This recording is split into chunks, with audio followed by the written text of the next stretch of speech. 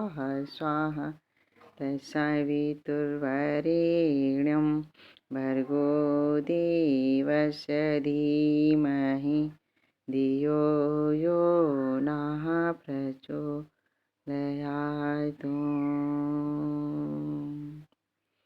हरिणी को अज्ञान ज्ञान की ज्योति अखंड जलाई, भूमि पर लाने स्वर्ग योजना युग निर्माण चलाई। ज्ञान यज्ञ के लिए समर्पित जिनका जीवन सारा, उन सद्गुरु श्री राम चरण में विनम्र प्रणाम हमारा, विनम्र प्रणाम हमारा। प्रणाम भाई साहब, बहनों, आप सभी को मेरा कोटि कोटि प्रणाम। आज मैं फिर आप सभी के सम्मुख एक अपने जीवन की सत्य घटना को लेकर प्रस्तुत हुई हूँ। आप सभी लोग शुरू से लेकर अंत तक सुनने का प्रयास कीजिएगा। अवश्य आपको कुछ प्रेरणा मिलेगी। अपने जीवन से अपनी साधना पर अटूट विश्वास होगा आपको। चाहे आप किसी भी भगवान को मानते हो, आप उस पर श्रद्धा विश्वास रखेंगे तो वो आपको हर मुसीबत से उठाएंगे और आगे बढ़ाएंगे। आप कर्म अच्छे करते रहिए, आगे बढ़ते रहिए। हम अगर सही करेंगे तो हमारी मार्ग सत्ता भी, हमारी जो आध्यात्मिक सत्ता है, जो हमारे परमात्मा है, जो हमारे भगवान है, जिसको हम मानते हैं, वो अवश्य हमारी मदद करेंगे। मैं भी बचपन से लेकर के हमेशा गायत्री माता की साधना की, गुरुदेव को याद किया। ऐसे मेरी सब कुछ ठीक ठाक चल रहा था, सब बढ़िया था। शांति कुंज से लेकर के वहाँ से वापस भी मैं आई, शांति कुंज में रही। वो मैं दूसरे वीडियो में डालूँगी। अभी तो मैं वो घटना अपने जीवन की बताना चाह रही हूँ जो मेरे स्वास्थ्य से संबंधित मुझे घटित हुई। एक बार मैं 92 यानी कि BA में पढ़ती थी। 95 की बात थी।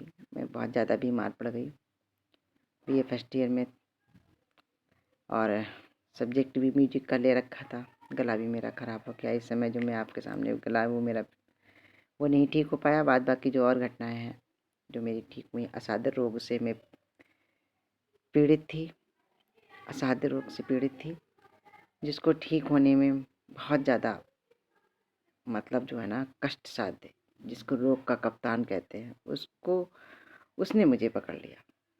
वो पता नहीं सत्य था कि झूठ था, क्योंकि बाद में तो जो माता जी का जो दर्शन हुआ उसके बाद तो वो घटना जो है अलग ही कुछ हो गई। बहुत बीमार चल रही थी, गर्मी का समय था, रात के समय लाइट जा चुकी थी। मेरा जो बिस्तर लगता था वो मंदिर, मेरे घर में जो पूजा स्थली थी उसके जस्ट सामने मैं अपना मेरा बिस्तर लगाया जाता, मैं वहीं सोती थी। मुझे वहीं पसंद ही आता था, मैं और कहीं नहीं लेटती थी। गर्मी के समय था, मैं लेटी हुई थी, बहुत ज़्यादा बीमार थी। 7-8 दिन से मैंने नहाया भी नहीं था, खाना आना भी नहीं अच्छा लग रहा था, बहुत ज़्यादा बीमार चल रही थी। रात के समय मुझे ऐसा लगा कि जैसे मेरे पास मेरी माँ आकर के बैठे, कोई मेरे पास बैठा है और वो पंखा कर रहा है मेरे ऊपर, हाथ से पंखा कर रहा है, मेरे सर के पास बैठा है।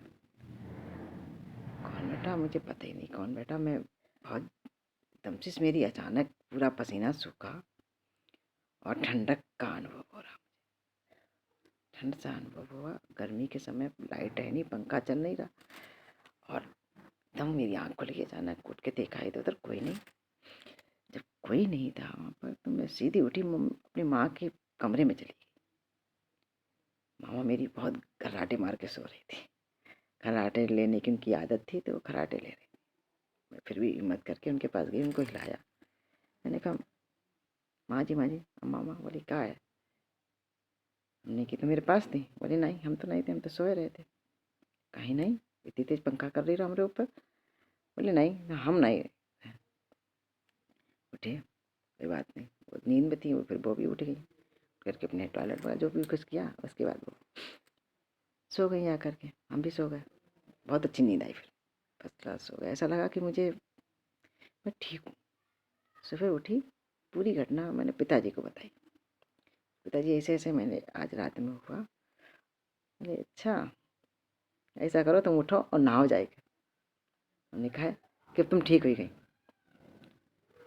बोले नहीं, नहाओ और पूजा करो। हम भैया उठे, नहाए, हमने पूजा करी, नहाए धोए, वही हिम्मत करके, कमज़ोर बहुत शरीर हो चुका था, बहुत परेशान थे। उसके बाद हम जा कर के मैंने नहाया, नहा कर के पूजा स्थली में गई, पूजा की। उस दिन मुझे बहुत अच्छा लग रहा था, अच्छी अनुभूतियाँ हो गई थी, मुझे ऐसा लगता है मैं वास्तव में ठीक हो गई।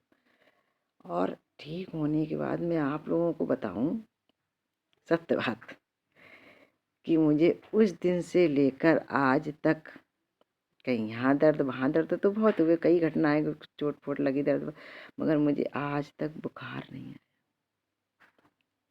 क्या था, आज तक मुझे मेरा टेम्परेचर जो है वो 95, 97, 98 तक जाता है, 99, 100 तक कभी पहुंचता ही नहीं है।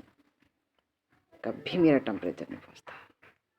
जहाँ जितने मेरे पेट में मेरी बेटी आई, लोग कहते हैं उस समय तक लोगों को बुखार टेम्परेचर बढ़ता है, मगर मुझे उस समय भी टेम्परेचर मेरा नहीं बढ़ा था, मुझे बुखार नहीं आया। अभी कोरोना टाइम जो निकल गया, कोरोना टाइम में भी मेरे हाथों पैरों में दर्द हुआ, सब कुछ हुआ, मुझे काम करने की मेरी हिम्मत नहीं पड़ी। मुझे कोरोना नहीं हुआ था, मगर अटैक मेरे हस्बैंड को हो गया था, तो उनके सानिध्य में रही, तो थोड़ा तो मुझे लगा कमजोरी, वीकनेस, ये सब कुछ तो लगा, मुझे अनुभव हुआ, मगर मुझे बुखार नहीं आया। ऐसी माँ की कृपा, आज उससे लेकर आज तक मैं बिल्कुल स्वस्थ हूँ, मुझे कोई बीमारी नहीं, कोई परेशानी।